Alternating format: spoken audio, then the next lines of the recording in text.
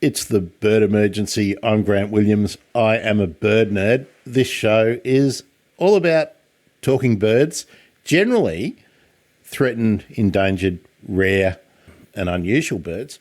Today, we're going to revisit an old favourite of the show. Everyone knows the Forty-spotted Pardalote, one of the rare, amazing birds of Tasmania. But we're going to talk all about the Bruny Island Bird Festival, and I'm joined by Cat Davidson, who is, I've just been informed, not the originator, but certainly the hard-working bod that puts all the pre-festival stuff together. Hi, Cat. How are you? Thanks for joining. Thank you so much, Grant. I'm really well, exhausted, but fabulous. So, Bruny Island Bird Festival, how long has it been going and what are the aims of the festival? Let's talk about that first. You want to have a festival and the question is why, because it's so much work. Tell us why there needs to be a bird festival on Bruny Island. This was set up in 2010, so we're on our 6th festival now because it's usually every 2 years-ish. And it was established by 3 partners, which was the Bruny Island Environment Network, who's spearheaded by the fabulous Bob and Margaret Graham, and then BirdLife Tasmania, currently chaired by Eric Verler, and then Inala Nature Tours with Tonya Cochran. And they all got together and thought that it would be a fantastic thing for Tasmania to have a bird festival.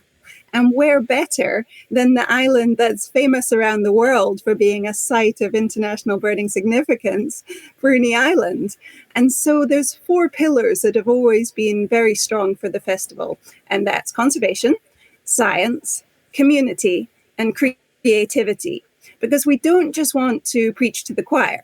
We want to attract a whole new audience of people who perhaps don't think of themselves as birders, but maybe think of themselves as general nature lovers or just people who are slightly interested in birds. And so if we can hook them in through an art exhibition or a nature market or an event in the evening that's based around music, then we can just gradually get messages out to the wider community about how special the bird life is here and how much it needs to be protected into the future.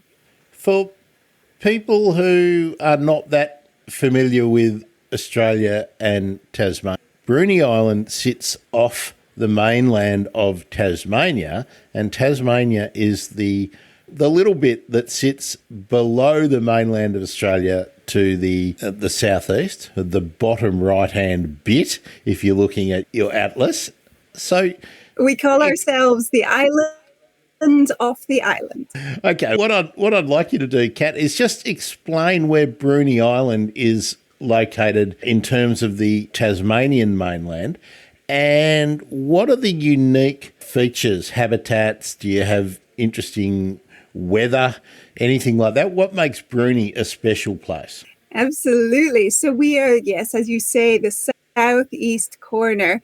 And so we're so very close to Hobart, really. You can leave Hobart and be on Bruny within the hour, jumping over on the little ferry. So it's incredibly accessible. And yet once you're here, it does feel wonderfully remote.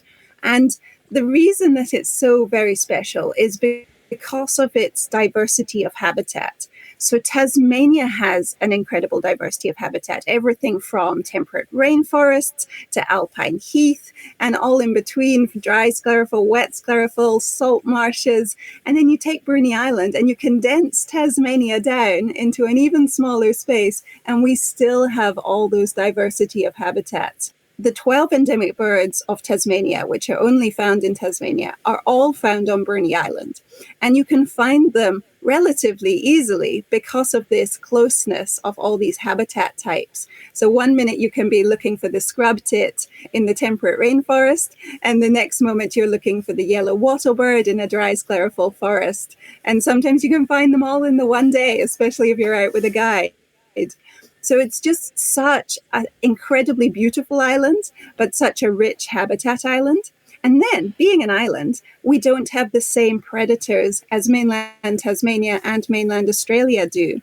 So we do have feral cats, but we don't have foxes, we don't have dingoes, we don't have a big problem with wild dogs. And so those things mean that the birds have much more safety and the mammals have much more safety on the island. One of the things that often happens on islands, Cat, is that there is extreme pressure from humans just in going about their daily lives, earning a living, etc. How many people live on Bruny, and then what's the activity, the human impact from visitors? Do you know that offhand? There's about 700 permanent residents currently, but absolutely, Bruny has a long history of humans being on this island. At first, it was the Nuanoni people, and they lived here. And we have a very famous Truganini is from this island, and her father, Mangana, and her partner, Wuredi. And then when white settlement arrived, it initially the explorers. Bruny, you may have heard of, is very famous because many of the explorers landed here in Adventure Bay first to get water, to get wood, to get shelter. And so the litany of names is Furneaux, D'Entrecasteaux, Baudin, Bligh, and Cook. And they've all come into Bruny Island and left their influence.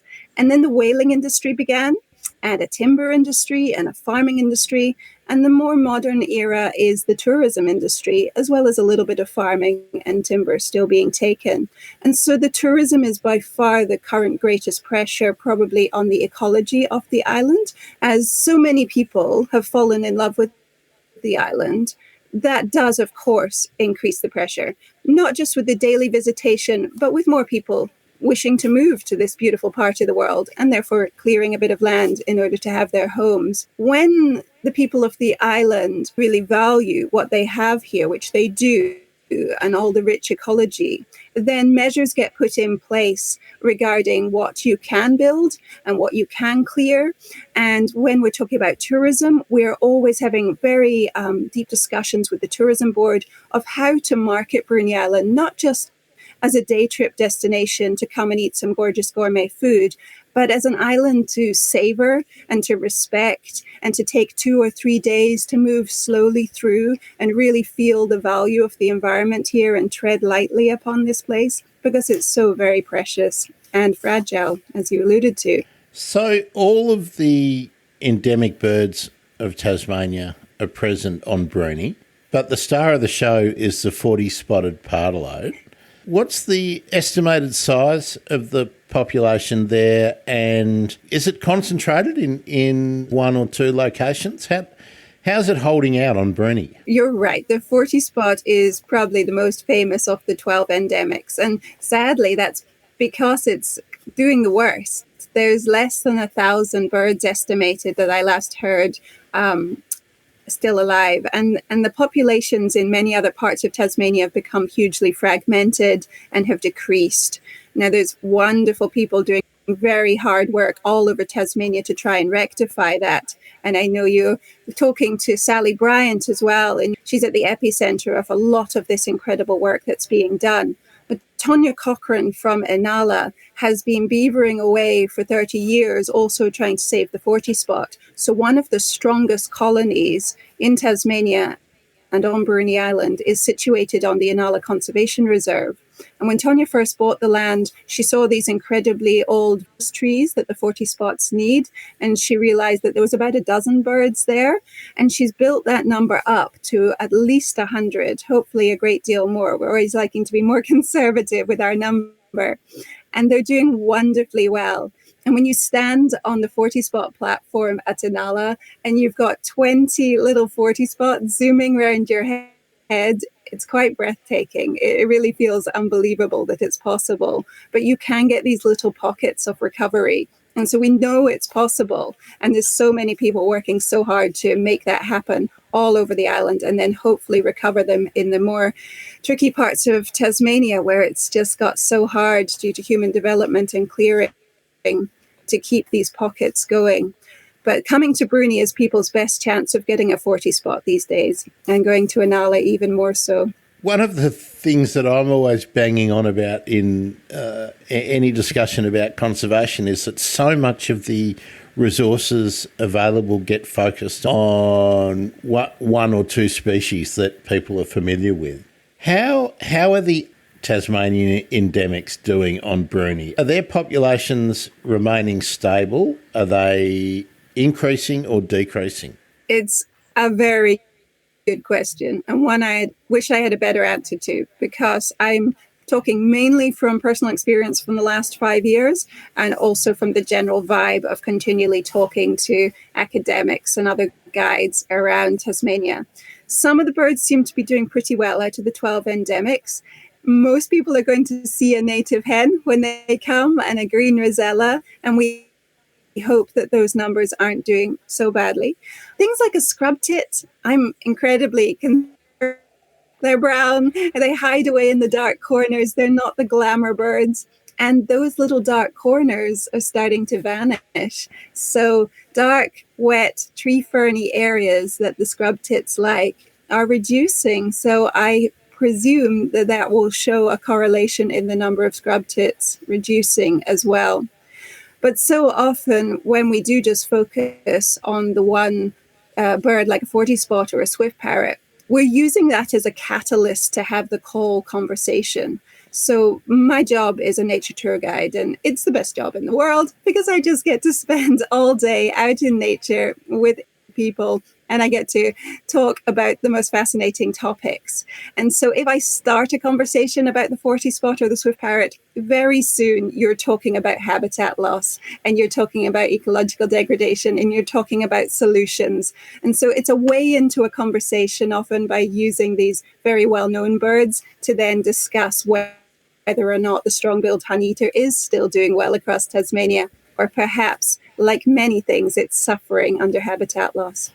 I'm curious to find out a bit more about your work, Cat, but I just want to let listeners and viewers know we are having a few internet issues, but stick with us because it's going to be worth it. And we've got former Prime Minister Malcolm Turnbull to thank for that.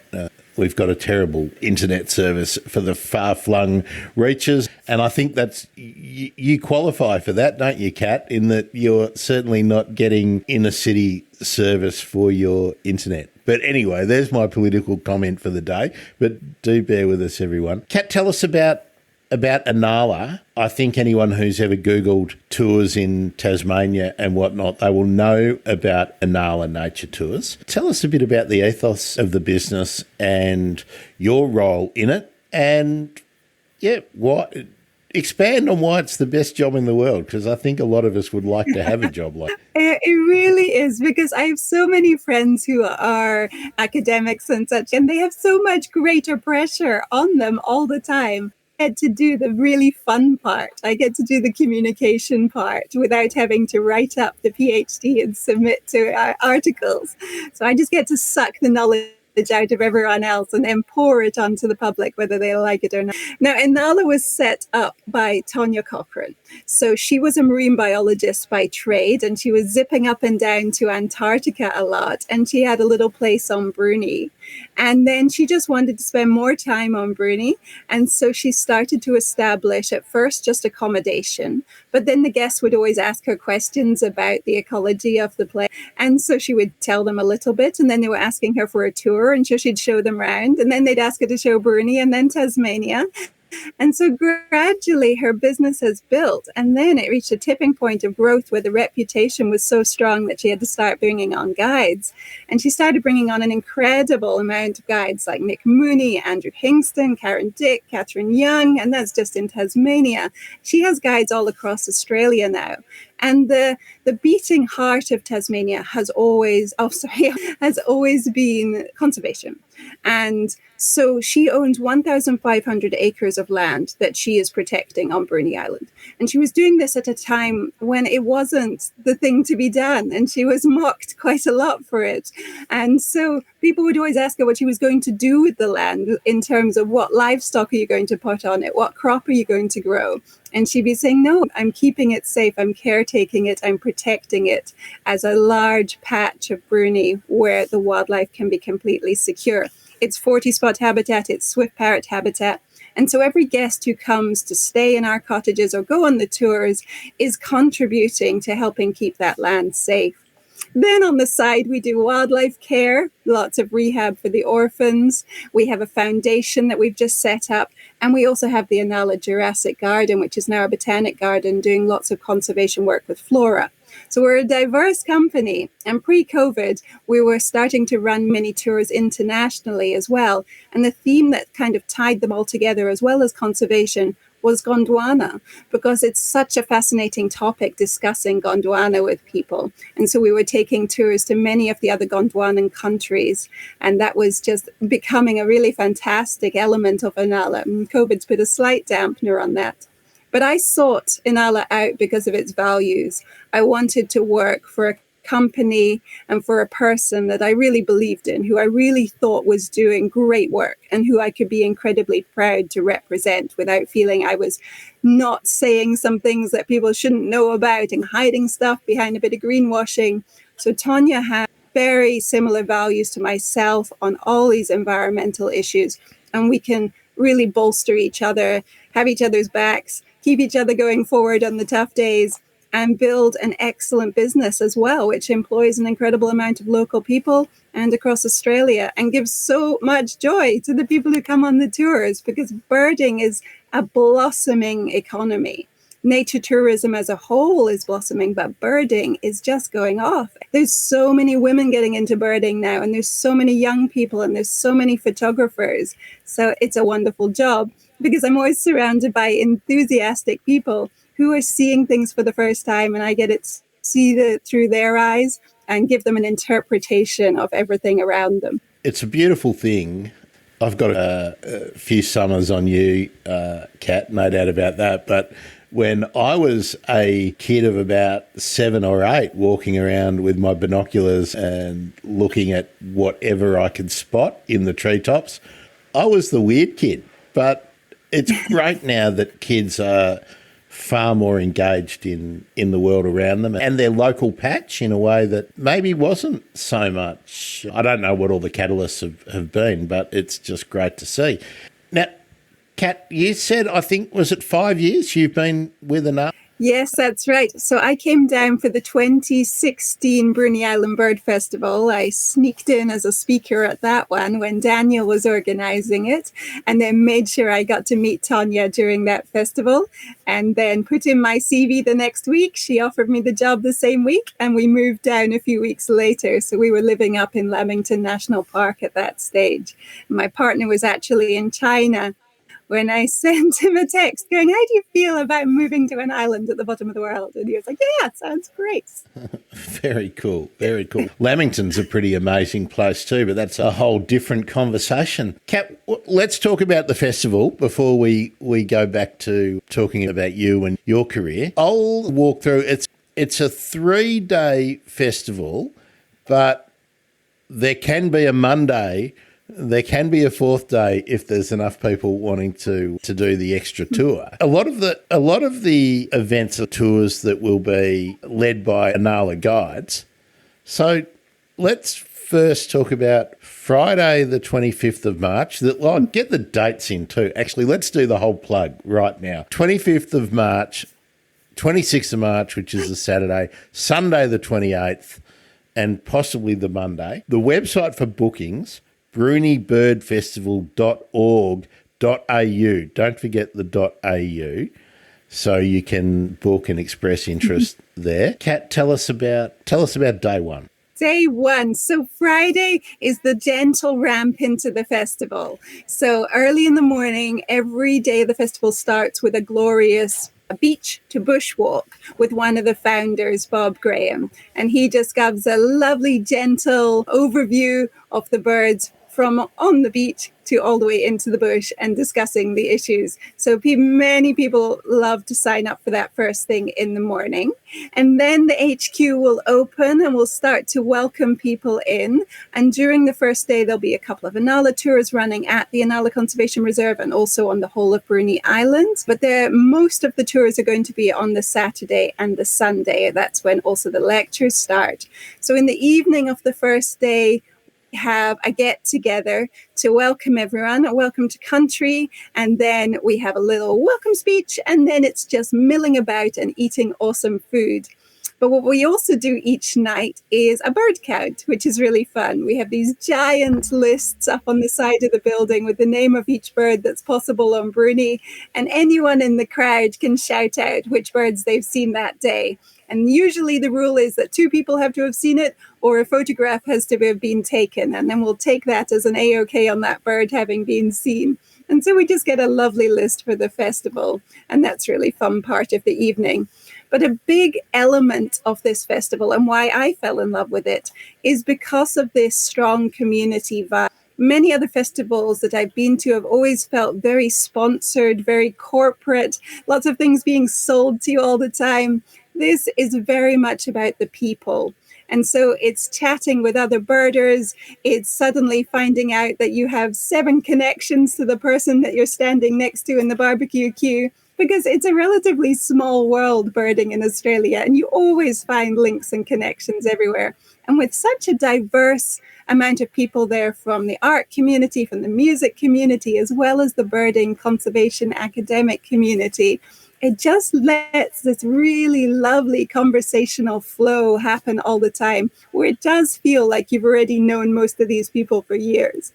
It's a lovely start to the festival, the Friday. I really like the big lists on the side of the building. I'll try and include a picture of that on the show notes and whatnot for this. It does look like a lot of fun. Nowadays, with people having their phones out, what about if someone records a call? Is that an acceptable piece of evidence to go on the... We haven't even thought about that. But hey, why not? Recording a call could definitely evidence it. If they know what they've recorded, it would be great. We're going to take people's word for it. This isn't a hardcore list. I don't know. I don't know if you should always take a hardcore Twitcher's word for it. I think they sometimes might get very excited. Now, the person in control on the night is Karen Dick, and she will rule with an iron rod, and she will make sure that people are giving her the honest truth. Very good. Let's talk about all the speakers in a minute. But because I'm a horticulturist, I'm really interested in the Jurassic Garden. And I must admit, I hadn't seen anything about it before. So tell us about the garden. How big is it? What are the amazing things that people can see there? And do you need to be guided, or can you just wander around on your own? I'm shocked and horrified, obviously, Grant, that you haven't heard of our amazing garden. But she's a very young garden, so not hugely surprised. So Tanya never does anything by halves. She's a woman who goes all in on a project. And so when we thought, let's put a couple of plants in the ground that demonstrate the links to Gondwana. So plants that stayed in Tasmania, plants that drifted off to New Zealand when it broke apart, and plants that went off to South Africa or to South America. When you put them back together, you can really see the diversity of that plant life. So Tanya has a bed, for example, with all the Nothofagus species, all the beeches. And when you put them all right next to each other and really compare, it's just an incredible thing to look at leaf shape change, and some have stayed deciduous and some have become evergreen, and why that's happened and who's pollinating them in one country and another, and is one wind and is one possums. And it's so fascinating to really get into an in-depth look at that. And so she got carried away very quickly, and suddenly she has over 750 species which are demonstrating all these Gondwana and links and these continental shifts. And so we became a botanic garden very quickly. Normally you wait way down the track until you become a botanics, or you have enormous amounts of government funding to set one up. This is just Tanya doing it by herself with a very small crew at the bottom of the world. And 3 years in, we had ticked all the boxes of being an official botanic garden. So that meant that our tiny 5-acre garden could then start trading with other huge botanic gardens from around the world. And we are. And we're doing it with specimens that are in desperate need of a safe place to grow. So in Queensland, there's Mount Bartlefreda, and at the top is the cloud forest. Now that area there is getting warmer and less cloud foresty, and there's some specimens on top of that mountain who need to start being grown elsewhere or they may not survive. And so we're replacing altitude with latitude, bringing them down to Tasmania and seeing how they go here. And some of them are doing really well. So Tanya's already moved into some quite critical fauna, flora, conservation in some of these species. And every day now she's getting calls from people complimenting her on her her plant list and offering to potentially have other species in her garden as a safety net. No, you don't need a guide. You can absolutely just turn up, and it's open every day, and we're getting increasing number of visitors. We appeared on a couple of television shows, and once you've been on Gardening Australia, they put you on repeat quite a lot. So every few months we pop up again in people's feed, and so we'll get another big surge of people finding us, and it's glorious. We do have guided tours available. You can do an hour with someone and really get into the nitty-gritty of the garden. But you must come. It's glorious. Some on my bucket list. Now tell me, when you did Gardening Australia down there, did Costa come down? We didn't have Costa. We had Tino because he's the local boy. He knows half the people on Bruny Island already. Yeah, Tino, the veggie gardener, I think. Anyone who watches Gardening Australia, you probably can find it if you're overseas. It's probably on a streaming service somewhere. Look, let's talk about the link with art and how art is a bridge for those who are not already committed bird nerds to getting involved. And hey, if we can't talk about the art exhibition without you telling us about Lois Bury. Yes, she's fabulous. So Lois is going to be our artist in residence throughout the festival. And she's going to be painting live at the art exhibition throughout. Now, I made sure she doesn't feel she has to finish this painting in 3 days, but people will be able to enjoy watching her work on it. And she's very well known locally and further afield for her beautiful artwork of birds. But the whole art exhibition is going to be full of not only paintings, but sculptures, photographs, any way that people want to represent birds in art, because humans have always been inspired by birds. And there's birds in hieroglyphs, of course. There's birds on cave walls. It's been something that we've always had a connection to and wanted to express our love of their color, their movement, their shape, the way they make us feel through art. And people are drawn to an image of a bird. It gives them a lot of joy. And we have a tiny wee gift shop at Inala, and it's the paintings of birds that people just can't resist. Even if they already have 20 in their house, they want to have 21. I think that's pretty normal. You get hooked, and I mean, depending on the style you like, you'll collect everything. A bit like needing to tick off every bird family, I guess.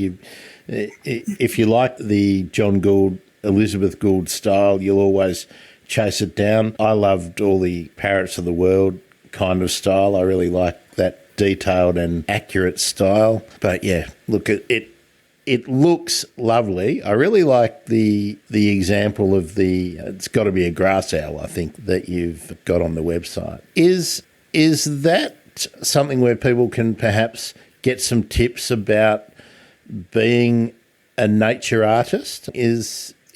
Is Lois a teacher, an informal teacher as well? She may well be, but we actually have two fantastic elements of the program specifically for that. We have the marvelous Jay, who is going to be doing a nature journaling workshop, and she's made it as unintimidating as possible to hook in people who aren't quite sure if they're an artist at all and they just want to get started. And so she'll be giving really wonderful foundational tips on how to just be in nature and start scribbling down what you're seeing and what you're feeling about a bird without judging yourself at the same level of, is this good enough to be on the wall? Just enjoying the process of making art.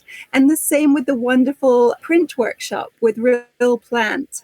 And so she's got 2 days there where she's going to have full day workshops, and she has a printing press, and she has all these amazing techniques that she's developed over the years for pressing things like feathers and grasses. And then she'll do amazing things, take a shower cap and put it in ink, and then you press it in just the right way and it immediately looks, and then you can put in prints of eggs or more feathers, and you just have a work of art that you've created in 10 minutes, even if you don't think of yourself as an artist. So both these fantastic women are going to be helping people to bring out that inner artist. And that's on Saturday with Real. Let's see, Real is doing Saturday and Sunday. And there we go. And Jay, now let the Professor Jay Johnson. Yes. That's right. And that's on Saturday.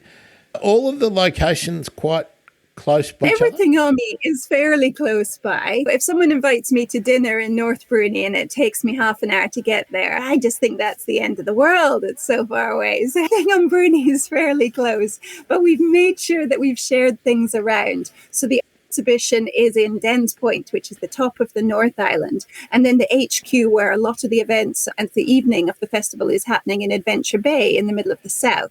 And then we have the market going on at Lunawana, which is around the other side of the south. So we're sharing the love around the village halls and making sure that all the locals are included and not forgotten just because they're in a more remote corner.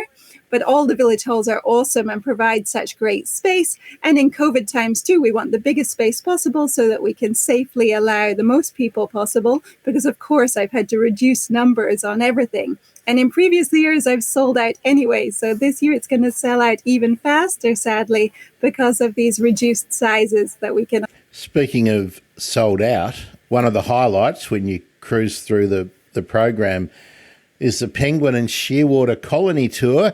And when I was just looking, Friday night, visiting the Little Penguin Colony and the Short-tailed Shearwaters, that's sold out, but there's still places available on the Saturday. So if seabirds are your thing, that looks like a journey, an activity not to be missed, especially guided by Dr. Eric. Have you done that tour yourself, Kat?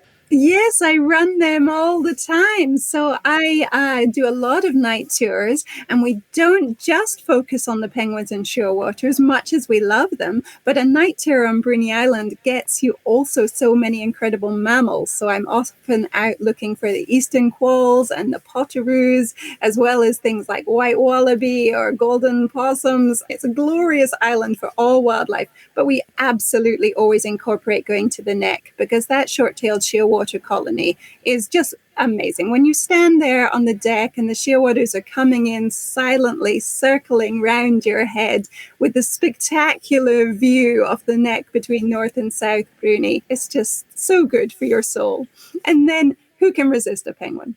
Now, March is going to be the end of the season for the penguin. But luckily, there's a few penguins that decide that they're going to come up year-round. So there's always a very good chance of seeing a few coming in. And being there with Eric, who has incredible knowledge and has been a researcher for many years in not only shearwaters and penguins, but so many birds and so many pelagic birds. He's just someone that you just want to be close to ask 1,000 questions, because he knows so much. So yes, it's very popular. I couldn't persuade him to do Sunday night as well, because he wants to go to see First Dog and Kadalka, so he couldn't have all 3 nights.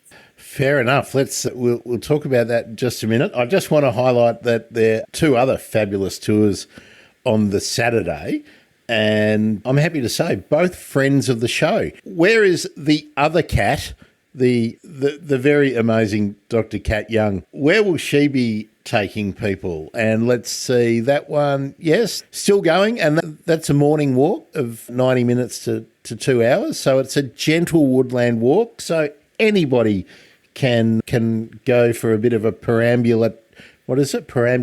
With what are the highlights of that? Yeah, a lot of people think we are one and the same person, maybe even yourself, Grant. She and I both work for Inala, both are in the birding world, but Dr. Cat Young has a lot more academic background than myself, and she is part of the Difficult Bird Research Group from the ANU. And so she has huge breadth of knowledge and is just an excellent guide, a very good communicator. communicator. So she'll be taking people around the quarantine station in North Bruny.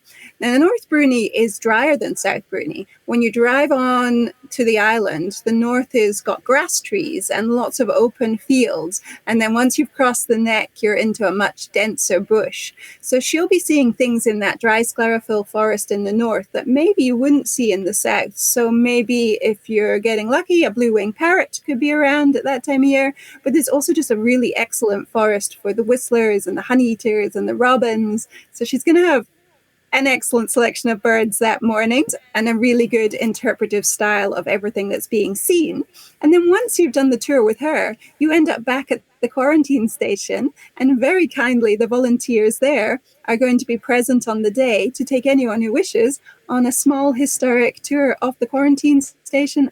That's really important, Kat, to make sure people understand the whole history and the human history of the locations that you're going, because then you can understand the impacts and the effect that we all have when no matter what we're doing, on the environment around us.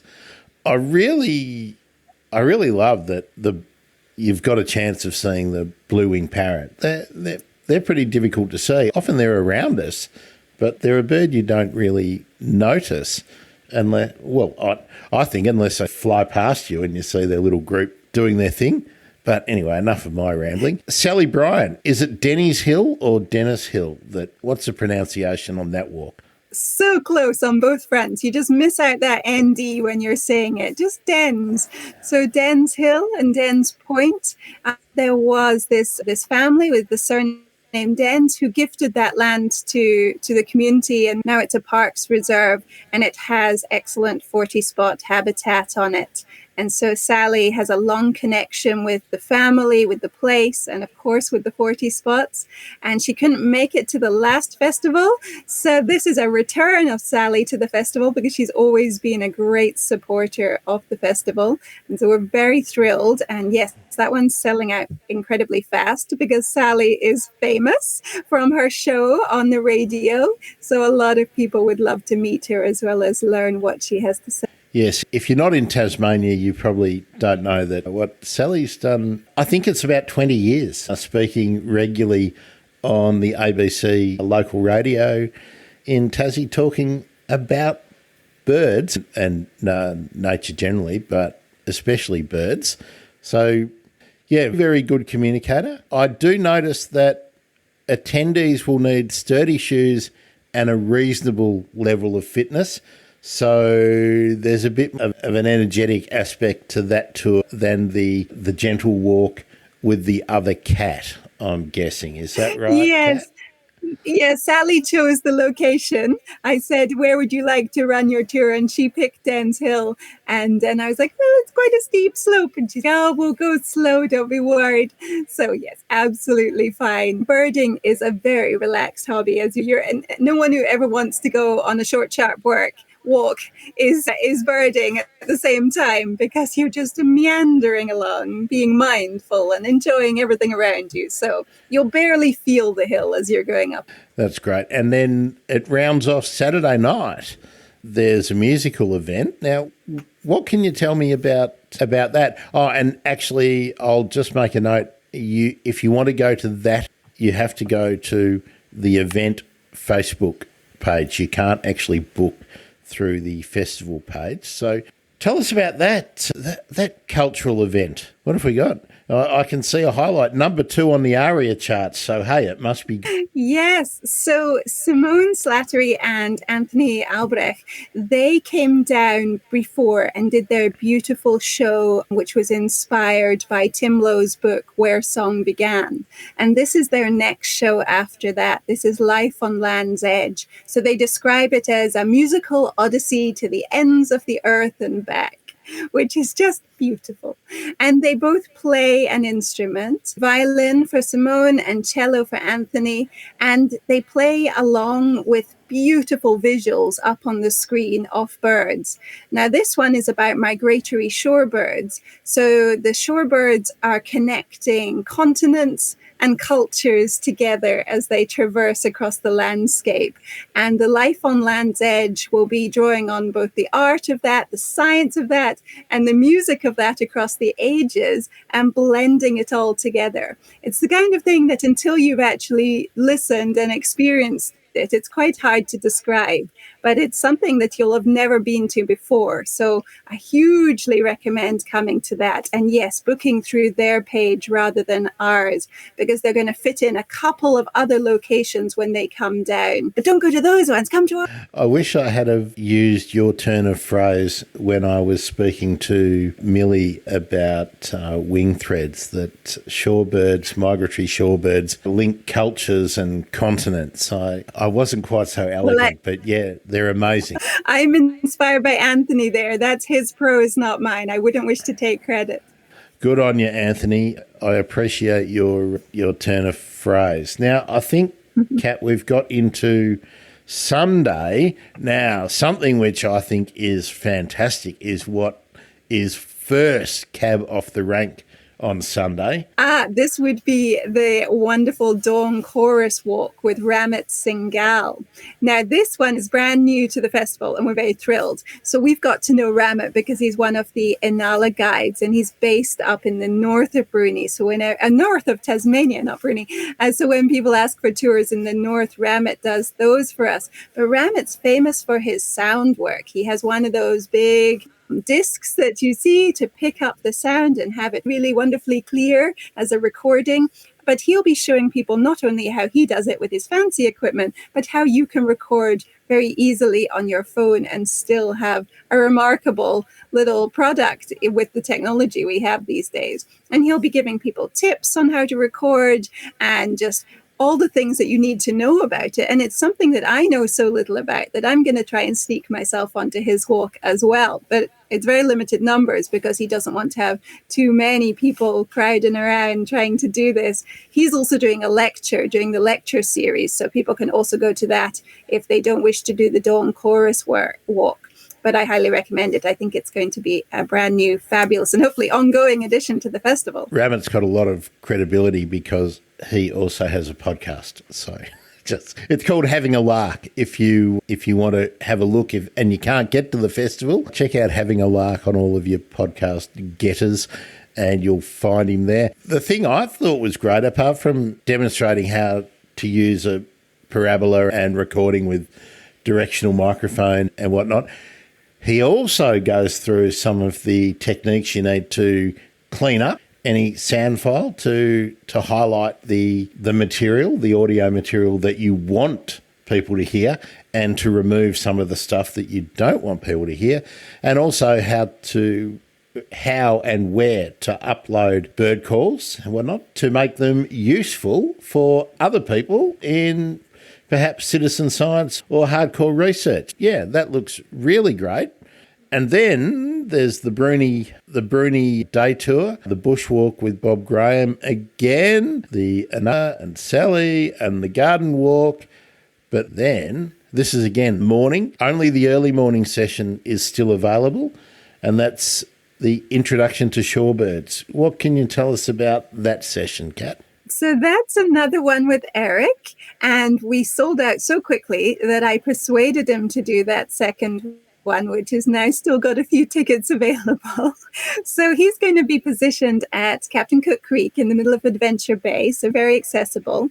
And he'll be chatting about whatever's around that day, but also the things that you aren't necessarily seeing at that exact moment, but which can be there at other times in the year. But Tasmania and Bruny are the very bottom of the flyway. So we don't get the same huge diversity as you'd ever expect at a broom shore. We have more things that are willing to traverse to the very, very bottom. But we still have some absolute gems like the hooded plover, little tiny soul who somehow manages in the middle of a very popular beach to hang on in there in the middle of Adventure Bay. So hopefully there'll be a few hooded plovers around that morning. But also it can just be a really great site for, say, looking at the 3 different gulls all in the one spot, because maybe a non-birder hasn't even really noticed that we have 3. And once someone's there to show you the features and explain why each one is different and what niche they fill, and maybe some oyster catchers and some cormorants and some swans and some teal and some ducks, and it's always going to have something around at that little outlet where the creek joins the sea. And Eric's the man you want to ask all the questions. You can't help but get excited when you start rattling off the bird names, can you, Cat? It's just not possible. Just on the hoodies, they're hanging on in a fairly populated site. Does that mean that there's no horse riding on that beach? I've never seen a horse there, but there is a lot of dog walkers. Now, Bruny Islanders are incredibly good at understanding the issues and keeping their dogs on leashes in the right areas. But sometimes maybe someone who hasn't seen one of the little signs explaining that this is a beach which has hooded plovers on it might accidentally have their dog off leash in that area. So it is tricky for those little birds to not be perpetually scared up off the beach all the time. And of course, for the little chicks to just manage to survive in their tiny little ridiculous scrapes. But BN, Bruny Island Environment Network, Bob and Mark Graham and many other islanders have always had the hooded plover as one of their focus birds that they've been trying to assist. And so, of course, there's excellent signage up. And then at certain times of the year, a little fence around where the nest is being made.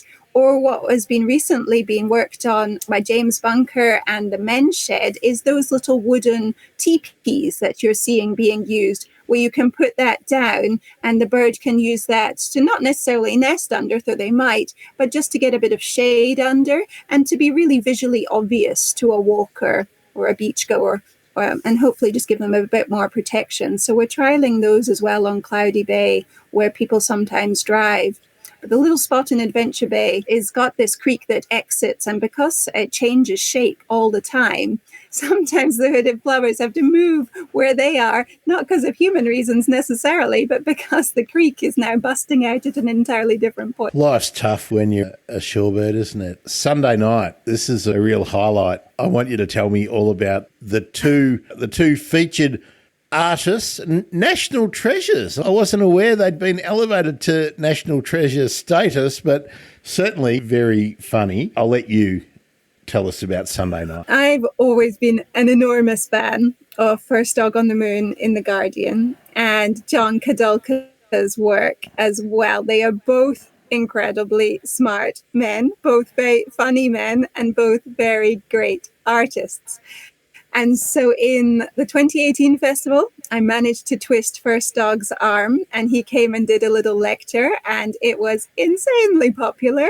And we had it in a little church, and it was bursting at the seams with people who wished to hear what he had to say. And he promised that he would only vaguely mention birds in that speech, but he actually discussed them in an awful amount. Because one of the fabulous things that they both do is that they draw attention not only to all birds being glorious, but in specific birds that are doing very badly. The orange-bellied parrot, or the swift parrot, or the 40-spot.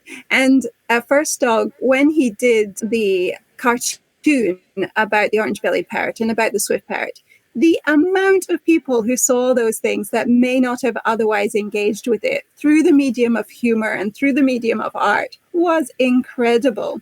And he's always been a huge supporter of conservation work and what the Difficult Bird Research Group is doing. So they're both really fantastic men, but also I have no control over what they are going to say that night. I've called it In Conversation With, so that they can say whatever they like. They're already great friends. They did a whiskey tour together of Tasmania. So I'm just going to make sure there's a bottle of whiskey on the table and I'll let them go freestyle. And so I'm guessing birds might come up as a topic throughout the evening, but it could be anything. And I'm guessing politics may be in there. I'm hoping politics may be in there. If anyone follows them on Twitter, they know that they're not shy from stepping forward on an opinion. And so it will be an excellent night. No doubt. A little disclaimer on the website. Content may be unpredictable. We can guarantee it will be memorable. And I've got no doubt that is indeed true. So that rounds out the Sunday. So there is the potential of something happening on Monday. Is that? It's previously been a 4-day festival, and due to COVID and the uncertainty of whether or not we were even going to run, because normally we're in October, so we've pivoted to March, and we only really made the decision, halfway through January as to whether or not we were going to go ahead. So it's a streamlined version of the festival with a few less events than normal. So we cut it back to the 3 days, but I've made it so that if there is a complete sellout on all the Friday to Sunday stuff and people would really like to do something on the Monday, then I've made sure I've set a few guides aside so that is a possibility. So people just need to tell us that they'd like to, and if we hit a certain tipping point in numbers that makes it viable, then absolutely we'll run some more tours on the Monday, because why not keep the joy going as long as you can? If people are there and there's things that they want to do, I'm guessing that everybody would be amenable to helping people see things if they missed something because they were seeing something else. Kat, when we were setting this up, you told me that you've done sort of 98% of the organising work this year, but with a history of a festival, you're building up lots of relationships over time and with lots of people who are obviously lending a bit of help here and there. Now, the festival's got a major sponsor, which is the Tasmanian government via Events Tasmania. But I'm guessing, especially in an island community, fairly small community, you mentioned 700 people, I'm guessing there's a lot of local businesses who have helped out to get things happening and maybe supplying venues and whatnot at reduced rates or something. Obviously, Inala is a major supporter, if not officially, of the festival. But here's your opportunity to give a bit of mileage to all those people who have really helped out so that people can look them up, patronise them if they would like. Who's been a big help over your time with this? Is only my second time running it, so all the credit for all the initial years goes to Marg Graham. She has been the organising tour de force for many years, and then Daniel Sprod took over from her, and then myself, and Marg still helps enormously, so she is a big part of the festival. But yes, I course have so many people giving their time, their expertise, and then a lot of in-kind donations from the local community. In previous years, before I managed to get the funding, which is a regional tourism boost due to COVID this time, the local businesses have been our absolute lifeblood of support. So Hotel Bruny was one of the gold sponsors, Pennicotts was a gold sponsor.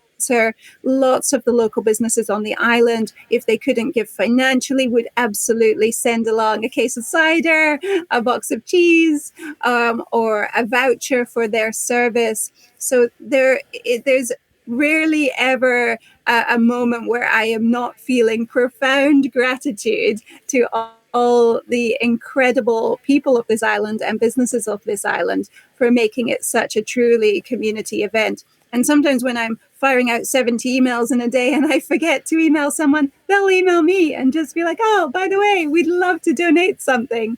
And so it's just so kind how much people give. With the funding this year, I can relax a little because I can actually not need to ask anyone for anything, because in a COVID year, I really didn't wish to put pressure on businesses which are doing it tough all over Tasmania. And so I have only very gently put out a wider message that if anyone would like to support, we are incredibly grateful, rather than doing the elbow twist that may have happened pre-COVID.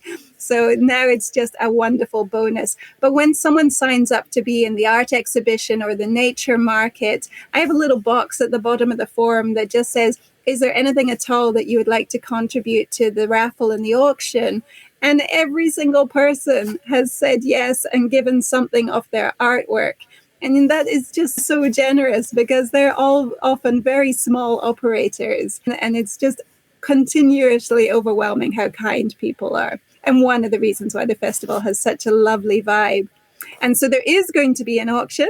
I'm just going to work out the details of how to run it, perhaps as a silent auction, including it being online a little so people can see everything in advance and do little bids on them. And that showcase a lot of the local products. And it's a way I can really thank people as well, because I can put those images on the website for the next 2 years with a thank you and their business name and the item and a photo. And so hopefully they get some really great advertising out of it, because so many people check the Bird Festival website even when the festival's not on. They're just coming to Bruny and they want to just see all the information about bird life, but also about the local accommodation providers and the local food retailers and everything. So the way that I can hopefully showcase them and give them some small thanks in that way, it is really lovely. I have to tell you, Kat, that there was something on the Bruny Island Bird Festival website, brunibirdfestival.org.au, that really surprised me.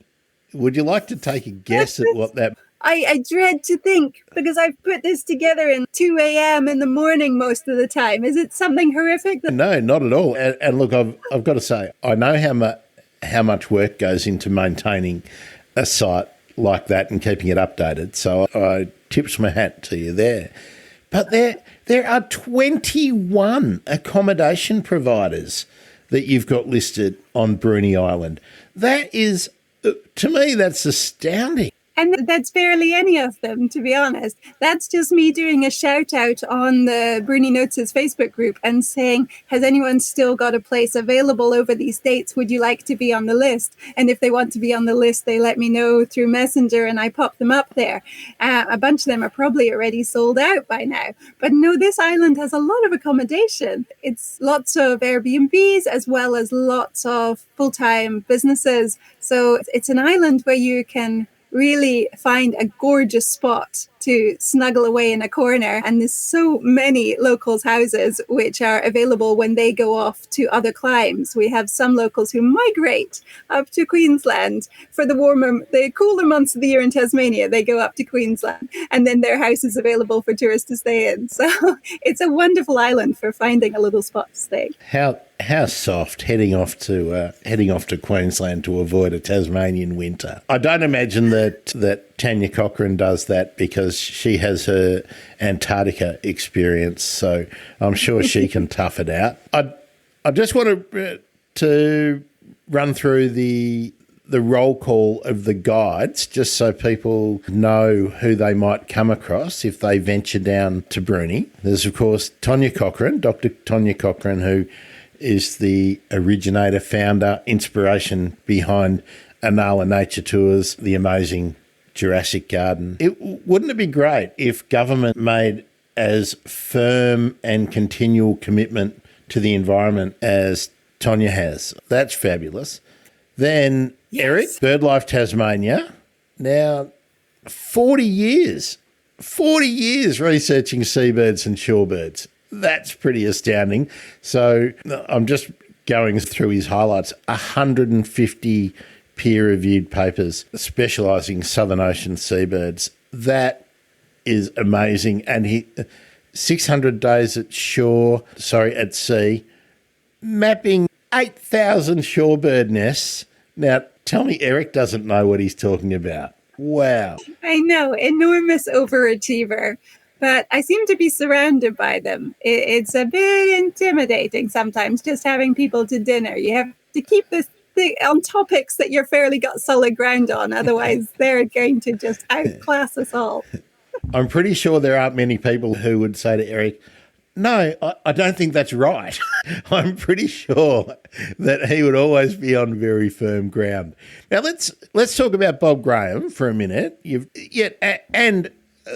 BN or BIEN. What can you tell us about that? Because we haven't really expanded beyond the festival that much. So tell us about Yeah, Bob is lovely. He and Marg were so kind to me at the first festival because when I arrived as a speaker, the accommodation I'd booked turned out that they'd forgotten I was coming and they decided to paint it that day. So I couldn't access it because it was so strong with fresh paint. And Bob and Marg said, come stay with us.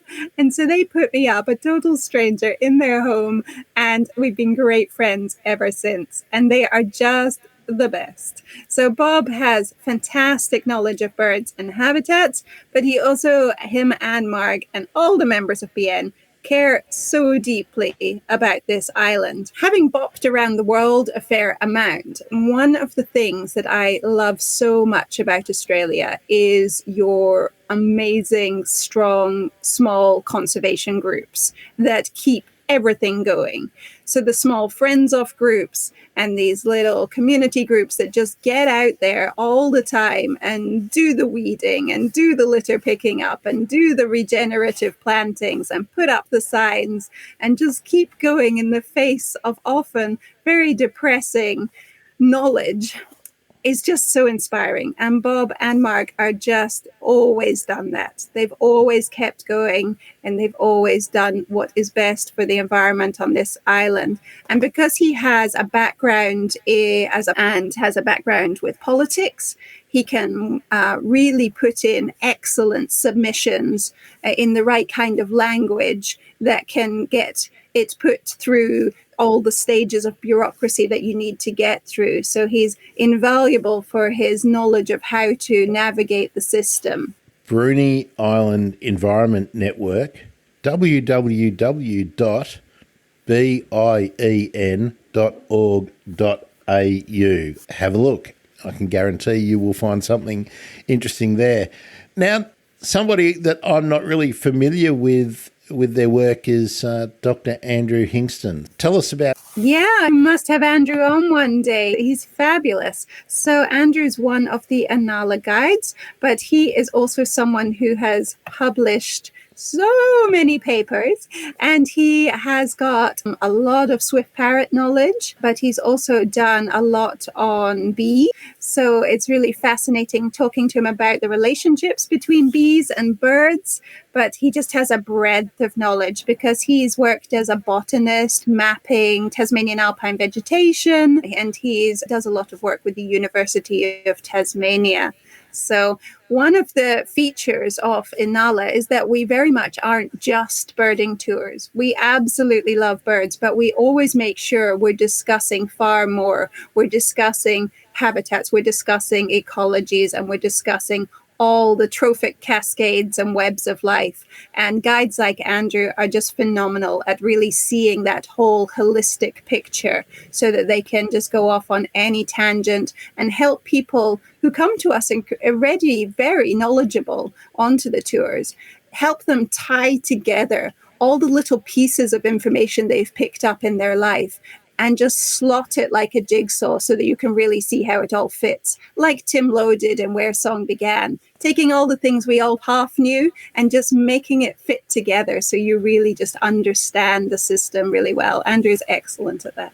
It's amazing how many things come together all the time. I interviewed David Tan, who's doing his PhD in New Mexico at the moment, studying pitters, but he's a Singapore native, and he's fascinated in the origin of songbirds. And we spent a lot of time talking about Tim's book and the whole idea of where song began. These things in birds just come up over and over again. Now, of course, the other guides include the two cats, yourself and Cat Young, but there's Paul Brooks and Karen Dick. Now, again, I'm not familiar with Paul. What can you tell us about Paul, and why will going on a Paul tour be so much? Paul and Karen are both famous for their pelagic knowledge. There yourself that there's birding and then there's subset birding, and there's some people who are very good at shorebirds and some people who are very good at pelagic birds, and they are phenomenal, both of them on pelagic birds. So they run pelagic trips off from Eaglehawk Neck, but Inala also does, and we always hire Paul and Karen, whoever's available, and their ability to call on something that's coming over the horizon that barely people have even got their binoculars on, never mind started to see diagnostic details, is amazing. And I'm yet to see them, either one of them, get it wrong. Not that they would ever stick to their guns. If they were wrong, they would immediately fess up and say otherwise. But they just always turn out to be right on every bird I've ever seen them call on. So Paul is going to do a walk, which I haven't yet put on the schedule because I haven't had the time yet. But he is also going to be doing a lecture on the ID tips and tricks for pelagic birds. So he has phenomenal photographs, and he'll just be hopefully zooming in on some of those photos and explaining some of the key things that you can look out for while you're going up and down on a boat. Let's just note that if you're somebody who's always putting in your submissions for eBird for each of your birding jaunts, Paul's one of the blokes who ticks off your Tasmanian entries. Yeah, and he's often the one on the Facebook groups helping people out. I don't know how he has time in the day. He has a young child and a full-time job, and he's in a band, and he's a guide. I don't know where he finds the time, but somehow he still helps everyone out with their birding ID. What do people say, Kat? If you want something done, ask a busy person. So I think he's an example of that. And just to round off on Karen Dick, now she's an ecologist, has been working around the world, but she is a birder at heart. Like, she's part of the Tasmanian birders. What does she bring to the team? Karen, like so many of the guides and the speakers, is just got wonderfully diverse knowledge. So she, as you say, has been in ecology, environmental management, research, education. She really covers the whole gamut. She's an excellent communicator. People just love her and being with her. And she's a phenomenal birder. I don't know if she's a self-described twitcher, but she definitely goes out and twitches when there's rare birds coming down to Tas. And there aren't that many of us that will leap in the car and travel to the reaches of Tas when something strange turns up. So herself and Paul and Peter Vaughan are often the ones first on the scene. So she's very much at the heart of the network of birders. And even before she ever came to work for Inala, she was very well known for her birding in Tasmania. So we're so thrilled that she's part of the Inala team. And yes, she's generously offered to help out with the festival. She's also on the board with BirdLife Tasmania and does a lot of the organising of the events that they do with that. So she's a really great people person, as well as having fabulous knowledge. And I like what you've mentioned on the website, that you're all familiar with it. She'd been coming to the festival a long time before she was part of the Inala team. So, yeah, she's a certified bird nerd, no doubt about it. Yes, although now I'm terrified knowing you're actually reading the things I've put on the website, and I haven't updated it to say this is her second Bruny Island Bird Festival, because she did guide at the one before as well.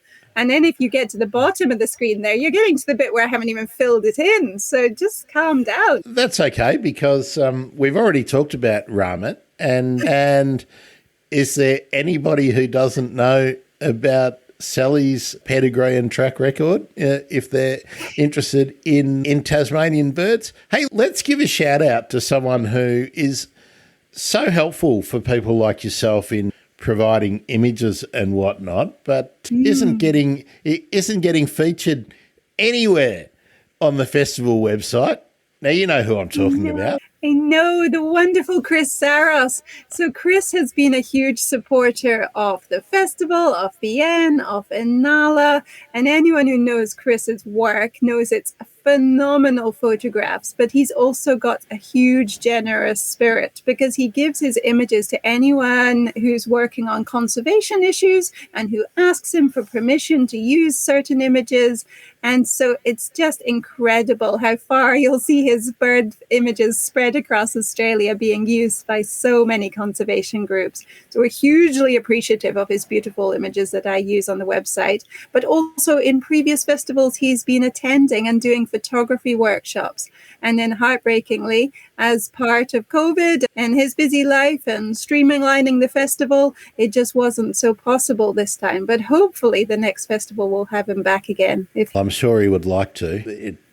Good on you, Chris. Good on you, Chris, for being so forthcoming, for helping out, because websites fail spectacularly these days if you don't have nice images. And I'm guessing he took a lot of the sort of action shots and whatnot of people doing stuff in earlier festivals. I won't give him all the credit for that, because that's actually my partner, Brad Moriarty. Brad has been my support hugely through my 2 times running the festival. And he very kindly helped out at the last festival and took loads of the stills and made the little video, which is showcased on the front page of the website showing the 2018 festival. So that's one of his many hats that he wears, is a photographer and videographer. As much as Chris has been hugely supportive, Brad has done most of those other images. Good. And you're Good probably on you. absolutely right. I haven't even put Brad's name on the website. That is a major oversight. I'm on it. I was really complimenting the eye for what makes people's shots interesting. Yeah, good on you, Brad. Good on you, Cat. Cool website. Even if you can't go to the festival. Cat, what are the dates again? So it's the 25th to the 27th of March, 2022, which is almost only a month away. And that's giving me palpitations. So book immediately, because nearly everything here is going to sell out within the next 2 weeks. So I know that everything is more up in the air with COVID. I know that it's trickier to make choices about travel and accommodation, but the festival is nearly all outdoor events. I've made sure the numbers are very limited. Anything indoors has got limited numbers, and of course masks and a sign up on the door and all the usual precautions. So it will hopefully be a very safe and fantastic festival, even if you haven't been venturing out to things so far. This is one you might want to venture out. I think I need to let people know too that if they're not seasoned travellers, that on Bruny there's no public transport, no taxi service. Make sure you are aware of that. Is anybody doing Uber or something similar on the island? Because it's a fair walk from North Bruny to South Bruny, but of course you can take your own car if you've come down from the mainland on the ferry. That's right, isn't it?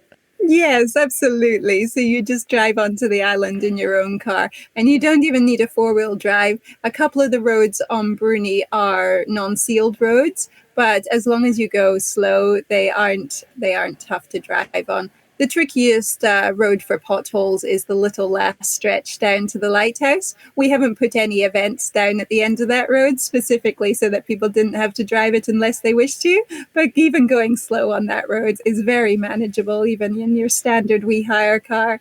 But no Uber, as far as I know. I think they would only be busy for the one moment where it's please drop me off for dinner and please pick me up from dinner. I don't know if they get enough work the rest of the day.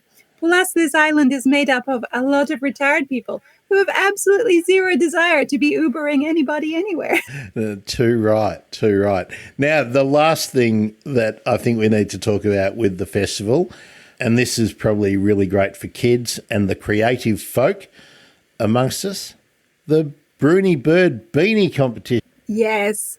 So this is a brand new event, and it is being inspired by the wonderful Professor Jay Johnson. She suggested this idea and got it off the ground immediately, and even provided the prizes, although she told me not to say that. And she is so phenomenal because it has taken light. People love the idea. So it is either you knit or you crochet or you felt or you sew, anything at all, and you make it into a bird beanie. Now, what that bird beanie is, whether it is actually a bird or whether it's just inspired by the feeling of bird, is totally up to you. We've made 4 categories where we'll have 4 prizes. And so it's endemic birds, parts of Tasmania is one. One is threatened species. One is for under 16s. And the final one is just the most outlandish category that can pretty much fit anything in. It's the wildest design beanie. So I'm sure that anything anyone comes up with will fit into one of those categories. And we'll just display them all at the Adventure Bay Hall, the HQ. And then there'll be a prize as well for the one that gets voted on, same as the art exhibition. There'll be a People's Choice Prize on the day. And then you can sell the beanie if you wish, just like you would an art piece. You don't have to sell it. I can send it back to people if they prefer, but you can sell it and get the money for yourself. And we're not saying what the price should be. We've guessed that maybe between $20-$60, depending on what you rate your own work as. And I think there's going to be some fabulous creations coming in. And I really like what you've called the under 16 category, the fledgling beanie. Very good. Very good. Now, Kat, are you up to tackle the bird emergency questions? Oh, yes. All right. Let's see how you go. Kat, what is your field guide of choice? The Big Blue Bible is the one I use the most. The CSIRO one. I know it's not really a field guide. It's not going to fit in any pocket. It barely fits in a bag, but it's the one I use. Fabulous, fabulous. Of course, we've all got that on our shelves, accompanied by 1,000 other books, no doubt. What is your essential piece of kit when you're out in the field, Kat? Other than my lovely little Zeiss binoculars, I'd say it's the strap. I am so in love with wearing that strap harness that I can't remember when I ever didn't. And I just think it's mad now when I see people without one. So pretty much every American birder and every British birder just wears the harnesses these days. And yet I don't see so many Australians wearing it. Pretty much every person, after I've given them the hard sell on how comfortable it is and how easy it is to have both your binoculars and your camera at the same time when you've got the harness on, then goes away and buys one. And as soon as you can get them for like $12 on eBay and it does your shoulders the world of good, they're just the best thing ever. Kat, I'd never really thought about this before, but one of my enduring memories of birding as a kid, because I had a pair of hand-me-down binoculars from a keen racecourse goer, was how incredibly sore my neck would be after a long day pointing the binoculars skyward. So, yeah, that's the first, Kat. Nobody has told me about the harness. Have you got a recommendation for what type of harness someone should be looking for? Not at all. My friend Katie just got herself a Swato one, which it looks very flashy, but you can get them super cheap. And the thing is that often they don't come up as a birding tool when you're looking for them. I think I got mine by typing in hunting harness, because I think quite a lot of hunters use them for their kit, their bow and arrows or whatever they've got on them. Yeah, I was going to say that so much of the really cool birding gadgets are actually marketed by people who like to splatter animals all over the joint. So I know that's super weird, but there we go.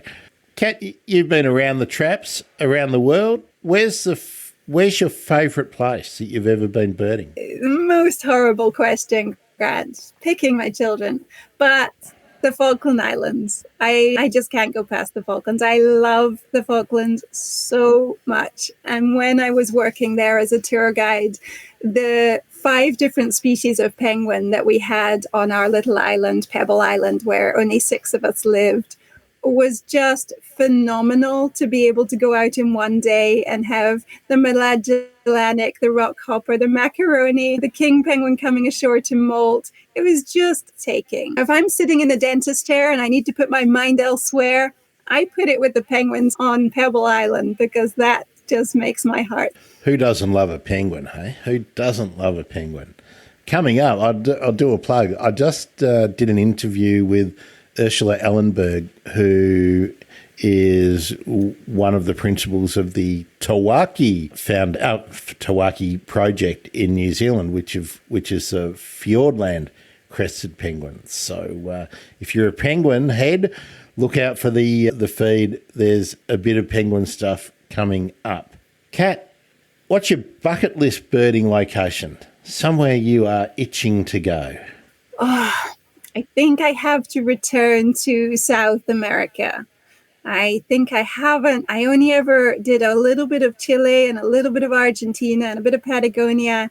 And it's those other parts of South America that are calling me. So I would very much love to get to places like Bolivia and really see some of the phenomenal stuff there.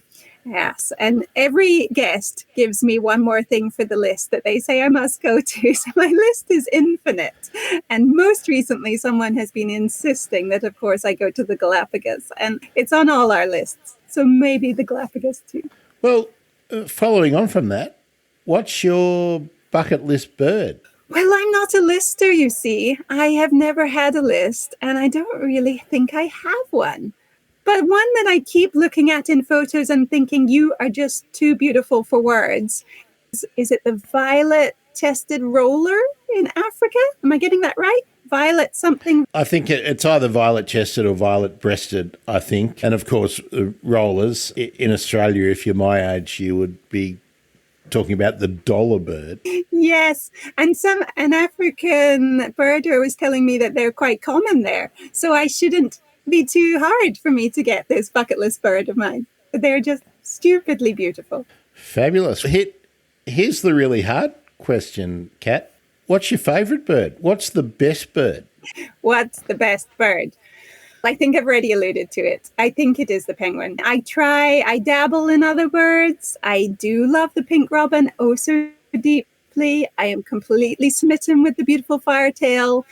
But all the time, it's the penguins, I think, who have my heart. And probably out of them all, it's the Magellanics, the ones in the Falklands that live because they would come to the surface and sing in the evenings. And that song would echo out across the landscape in the sea mist and the still air after the raging winds had died down. And you felt like there was nowhere else on the planet that you wanted to be than right there with those penguins. And so they're my favorite. Fantastic. Well, you successfully negotiated the bird emergency questions there, Kat. Let's just to round it off, tell people where they need to go to make a booking, or if they know they can't come, to browse around and plan for the next festival. Let's go with the website, Kat. That's your... Okay, it's brunybirdfestival.org.au. And once you're on there, hopefully it's super intuitive to find your way to the program and to the bookings page. But if you are still able to participate a month out, I would still very much love people to send in artworks for the art festival. We haven't yet filled up all our walls. Beanies for the Beanie Bird competition. And if you're a Bruny Islander and listening to this, and then I'm still very much looking for people to be in the gatepost sculpture competition, which we didn't yet chat about, but people take recycled material and upcycled material and they make beautiful bird sculptures and they put them at the end of their driveway, and then everyone in the festival as they're driving around the island sees all this wonderful artwork just out and about. And so much of it stays there in between festivals and just becomes part of the island. It's really glorious. But there's so many ways you can be involved. And yes, I don't know when the next one will be. It may be 2 years on. It may be March. It may be October. We'll make the decision after this festival when we all breathing again. Absolutely. And look, Kat, I'm sorry to say I hadn't realised or I hadn't noticed the Gatepost Festival, because there is so much. There is already so much going on the website and obviously on the festival. Kat, it's been a pleasure to meet you and to be acquainted now with the other famous Tasmanian cat. I hope it's a great success. I'm sure it will be. Boy, I'm so impressed with the effort, the commitment of Inala generally. I think, imagine if every region in Australia or every region in the world had a business and a team as committed to the principles of conservation and sharing the delights of their community, their wild community, their natural community, as Bruny Islanders have got. It's great. I congratulate you and the whole team. Thanks for joining us, Kat. It's been great. This has been So this has been the Bird Emergency Bruny Island edition. I'm Grant Williams. That's been Cat Davidson. Thanks for the pleasure of your company. I hope you will join us again on all of the kind of social outlets and whatnot. Oh, there we go, Cat. Do you want to put a social out there for yourself? Are you out there Twittering or Facebooking yourself? No, I'm a major lurker. I have the accounts, but I never post. I just lurk and listen to everybody else twittering away. So go to the festival ones instead. They're far more interesting. And Catherine Young has got a much, much better Twitter feed than me. Follow her. Yeah, follow Cat. And hey, if you want to follow me with some ranty stuff as well as I love to share all the good things I see on Twitter. At Bird Emergency. Not the Bird Emergency, just at Bird Emergency. That's where you'll find me. Thanks, everybody. See you, hear you, get in your ears next time. Bye.